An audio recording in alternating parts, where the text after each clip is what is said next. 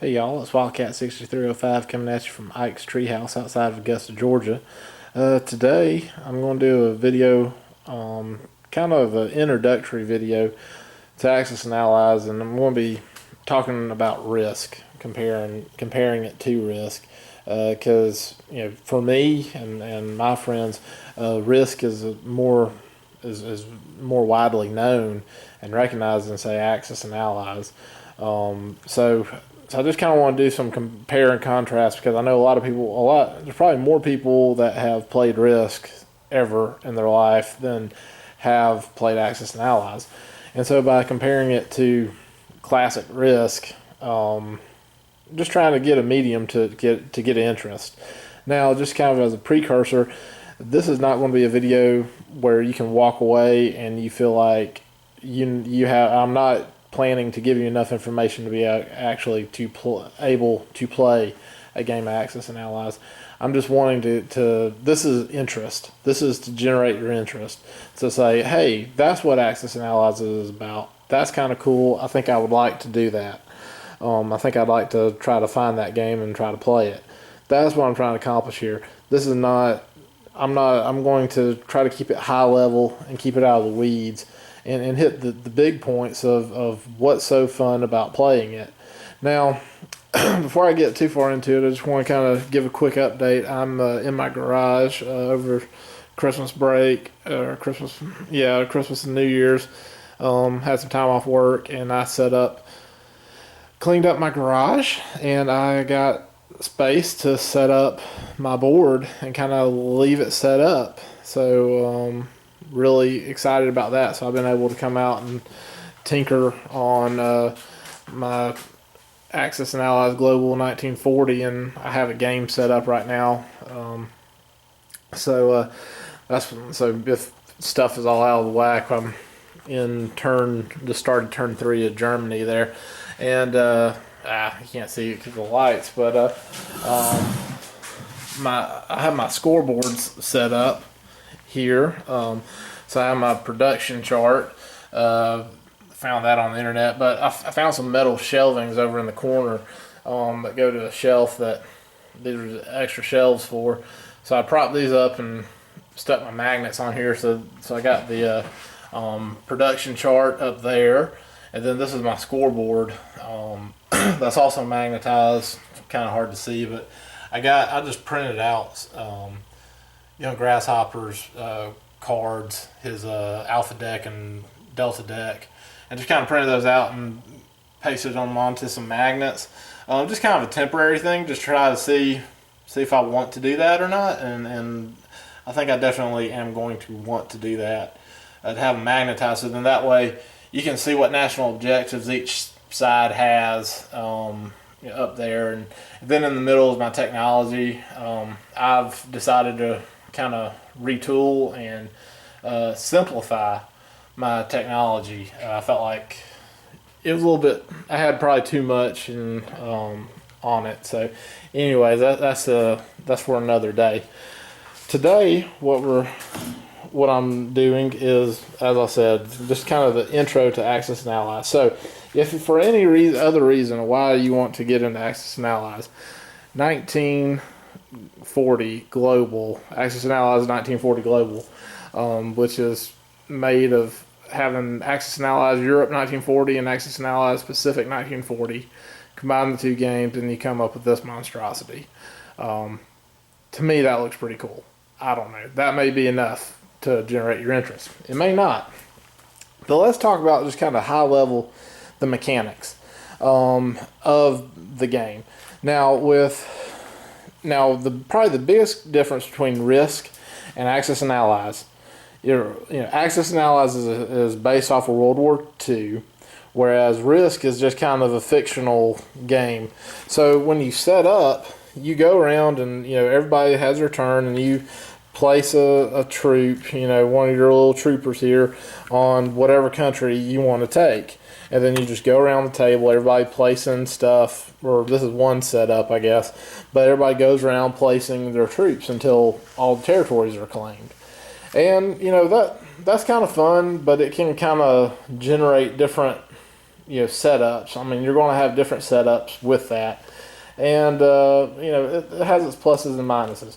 Whereas the setup with Axis and Allies, because it's based off of World War II, and there's several versions. There's 1940, or there's Europe and Pacific 1940, and there's Axis and Allies 1941 and Axis and Allies 1942.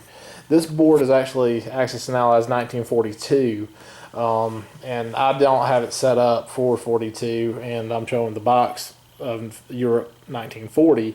But this is the 42 map, and as you can see, it's a lot smaller than the 1940s.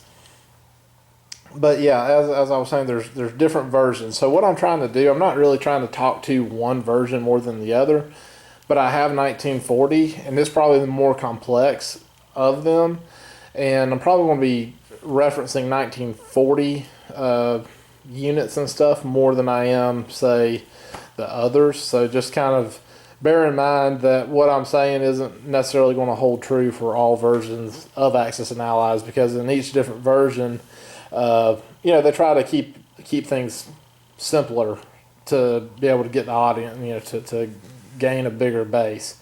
They kind of want to ease you into it.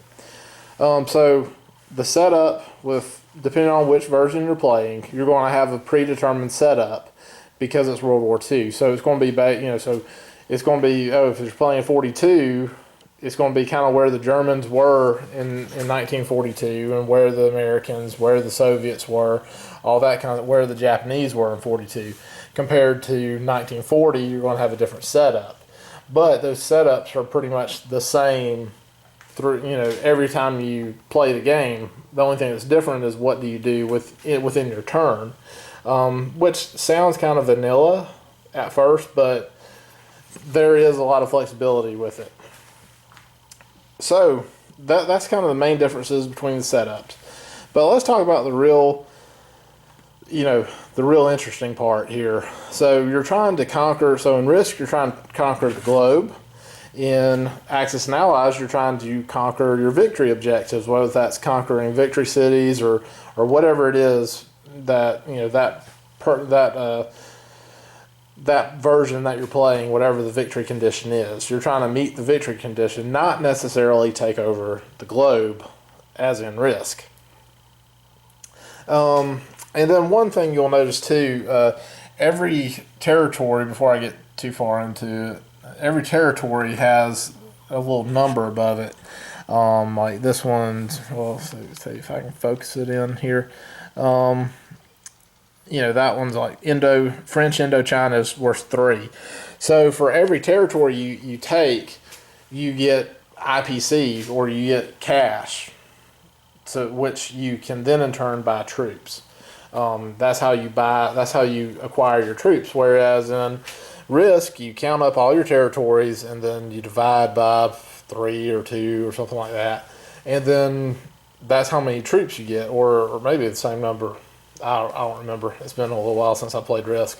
But, you got a little formula to figure out how much, because all the territories are essentially worth the same amount, because, the more territories you get, the more troops you get, and you don't have to buy troops. Probably the one little kind of game piece setup difference to note is in like my classic Risk, this is worth 1 army, just a little kneeling soldier. The guy on horseback is worth 5 armies, and the cannon is worth 10 armies. Now I know there are different versions of Risk as well, but let's just talk about what's on the table, what's in front of us. So 1, 5, 10. That's how you gain more armies. You can cash them out, so you can put this cannon. There's 10 armies sitting there. Axis and Allies is not the same thing in those regards. This is an infantryman. This is an infantry in Axis and Allies, and this is a tank. They have 2 different functions. So when I'm about to get into the battle, they battle and attack. They hit at different values. So let's talk about so before I get into Axis and Allies, let's just review what the Risk rules are. So say if you had the red guys were invading, the green guys' territory. So you had the Canadians are taking or hitting in the United States here. Well, let's just say, well, how are you going to resolve that battle? Well, you take your handful of dice, so the attacker gets 3, and then the defender gets 2, and you roll the dice, and then you pair them up. So you pair the defender, so you pair up the highest dice to highest die, and the defender wins ties. So here, the defender wins, so the Americans won, so you can take 2 Canadians off. There you go. So, and you do that until there are no more armies or somebody retreats. Rinse and repeat. Very, very simple and can get very painstaking because you just keep rolling those same 5 dice. Given that you have that many troops, you keep rolling those same five dice until you wear each other out. So in Risk, in Axis Analysis, so in Risk we talked about the different types of pieces represent different numbers of armies. Well, in Axis and Allies, the different pieces, the different sculpts represent different unit types, so they have different functions. They cost different amounts to purchase, and they have different values and different intentions and purposes. And probably one of the biggest things that you probably notice is there's a Navy here with an aircraft carrier and a battleship, a cruiser, a submarine. I didn't get a destroyer out, but there's a destroyer to counteract the submarine. And they all have different rules and different strategies of what they do and what they provide to the game, different value they provide to the game. Flexibility. So the way you denote that you have multiple types or multiple units of a single type, rather you don't have to have 2 infantry guys here. You can just put 1 infantry on one of these little chips. So Axis and Allies comes with poker chips, with these little poker chip-esque type things with you. And out-of-box values, which I'm pretty sure, I think I play by out-of-box. I don't know. A lot of people house rule, including myself, on Axis and Allies, so excuse me if I say something that's not necessarily out-of-box rules, because I'm maybe stating mine. But yeah, so out-of-box, gray is 1 army, green is 3, and red is 5. So essentially you're saying you got a red chip and infantry on it, then that's 6 infantry right there. That's denoting what that means. Same thing, and those chips are used for tanks, aircraft carrier, whatever. So so I had to get to that to get to the interesting part. So we talked about the battle of 5 dice, and you just got to dwindle it down. Well, in Axis and Allies, when you make things explode, figuratively speaking, when you're battling, this is what you do. Each game comes with a battle strip, or each of the traditional games comes with a battle strip, and it shows on here what each unit attacks at. Or attacks or defends at. So let's just say the Japanese are attacking the U.S. troops, which these are the Japanese and these are the U.S. It really doesn't matter what territory, because that's not what I'm trying to show. So your infantry, your Japanese infantry would attack at 1, because you can see right there the little picture of the infantry. They attack at 1. And then you have a Japanese tank, and he attacks at 3. And this little fighter, he matches a silhouette, so that fighter jet, or not jet, but the fighter plane, would attack at 3 as well. Now flip that around to the U.S. troops. Hopefully you didn't get dizzy right then. I just thought about that after I did it. Oh well.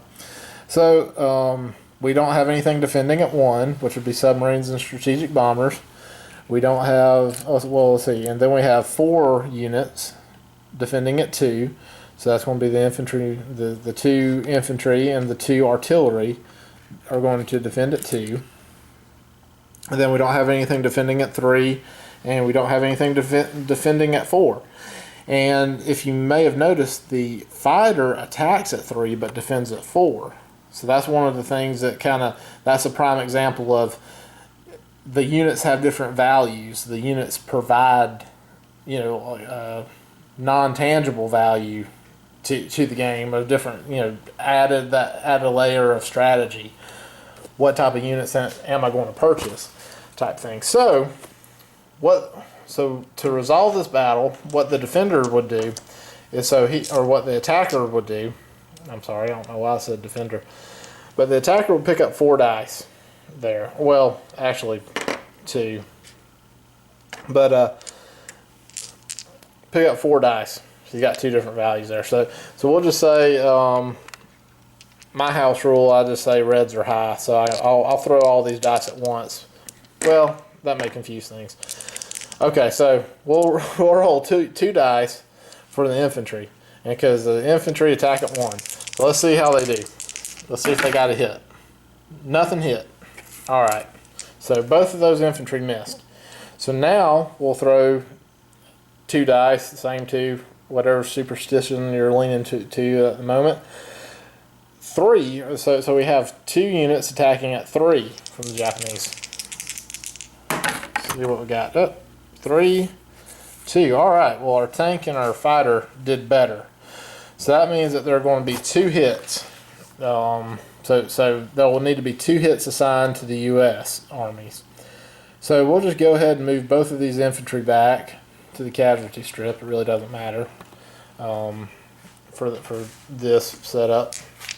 But now we have 4 defending. So we're going to roll 1 dice again for each unit that's attacking or defending. So in this case we have 4 defending at 2. So we'll roll these. And they all miss. They all miss. So no hits from the defender.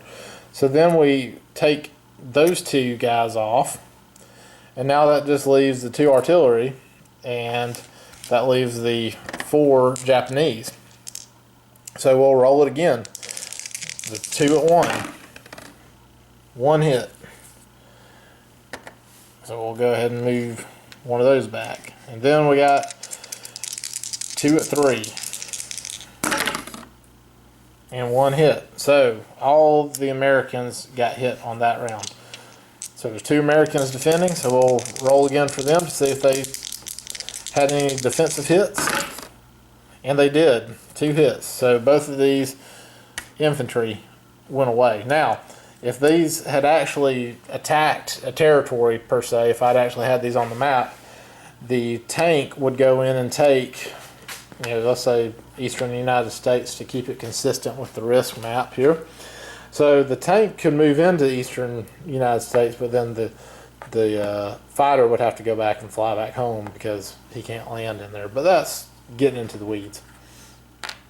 That's how you resolve battles with Axis and allies. That's kind of the big thing to keep in mind.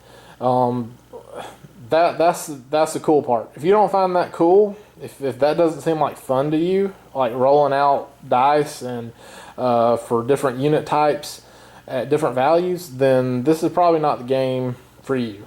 So that's the fun part. Or, well, that's the super fun part, maybe. I don't know. Super? I don't know if I want to use that word. But that's probably the most exciting part of the game, is rolling your battles. And, of course, as you get more troops, you can have huge monster battles. I just wanted to kind of do something simple, just simplicity's sake. Let me put these back on the board here for a second. So, this is what we were attacking with. This is the battle we just rolled out. There's also things called combined armed bonuses or combined arms. So, certain units, when they're paired with another unit, then they get to attack at a different value. So, say if we added an artillery to this battle, then one of these infantry could pair with that artillery, and he could attack it too as well. And say we had a tactical bomber to put in here. Well, he attacks at 3. But we have a fighter, but with a fighter or a tank, the tactical bomber he's got to pair with one of them, which in this case it really doesn't matter. But now he could attack at 4. So that kind of shows, so just by adding those 2 units, you definitely changed the odds of the game. You definitely changed the odds of the battle.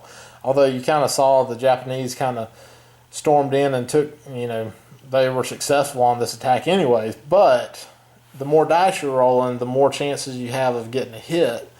And the more hits you can land, the fewer rounds of combat you have to go into. And the fewer rounds of combat you have to go into, the more troops you can probably keep in an attack. So you have kind of the combined arms of battle. Like I said, that's probably the coolest part of the game is rolling battles and trying to conquer territories. That's kind of the high levelness of it. Now to the boring part. When you get done with your turn, and we'll just move all them back for when you get done with your turn and you're placing your units in Risk, you can place a unit in any territory you control. So you can just go and place your units one at a time anywhere you want to. In Axis and Allies, you don't have that luxury. You have factories. And so depending on which version, once again, one of those version things that I keep saying, depending on which version you have, depends on how many units a factory produces. But say you have a factory here, you can only place your new units at the factory. So that's the only way that they can be placed, is at the factory, and then you have to move them out to wherever you're needing to go to. Oh, so another thing in Risk, to control a territory and keep controlling it. So say you had Ontario, and then you moved your units out, and you moved your whole army out because you're about to go attack over in Asia. Well, if you move all your units out of Ontario, then you lose control of Ontario. So you have to leave one unit back wherever you go. So you kind of have to leave this, trail of breadcrumbs of troops everywhere you go, and that can get kind of annoying. Just having to do that because you're like, man, I don't need to leave troops here. I need them out on the front lines, Well, in Axis and Allies, you don't have to do that. In Axis and Allies, you have these control markers. And so when you take a territory, so say we were battling right there, and the Japanese won. So you take China. Well, then you put a control marker down. That shows that the Japanese took that territory. They control that territory. They would adjust their IPC value on the board, so they'd get 2 more IPC, which is money, industrial production credits. That's the currency of the game. Because you really can't say dollars, because that's U.S. based currency. So anyways, so that'd be 2 IPCs.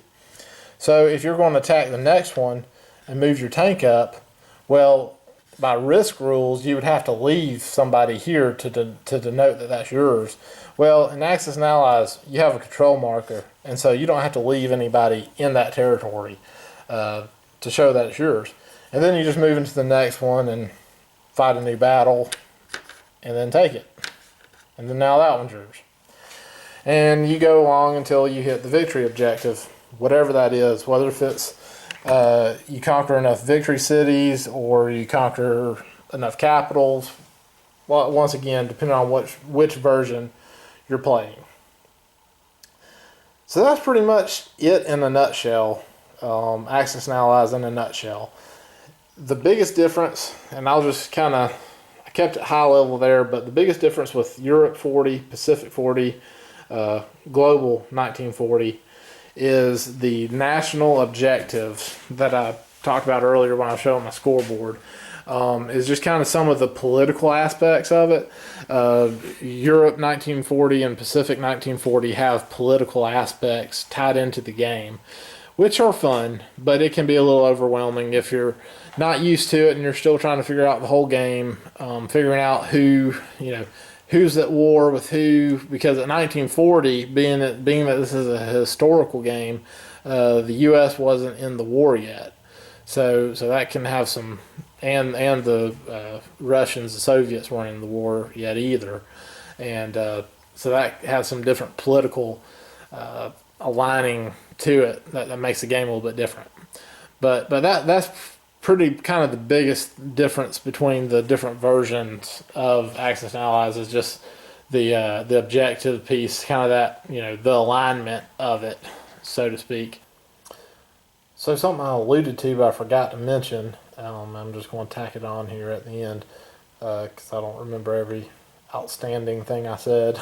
But no, seriously. So one difference I forgot that I remembered as soon as I hit stop on the camera was the Air Force. Your air units and your Navy units. That's probably another big difference between Risk and Axis and Allies. So in Risk, you have all this water space here, and you can only bridge across where you got these dash lines and what have you. In Axis and Allies, you have navies, and you have transport ships, and transports can take land units, and then all these other types of ships, pretty much all the other types of ships you have, are in some form or fashion to protect the transport, because none of the sea zones, now don't be confused, that's on the island, but none of the sea zones have values on them. They're not worth any money. This is just a kind of a annotation showing you which sea zone you're in. But yeah, so none of the sea zones have value. So having a big navy, you need the navies to protect your transports, which what you can have naval battles as well, which can be really fun and all that, because then you amphibious assault and take land territories from sea.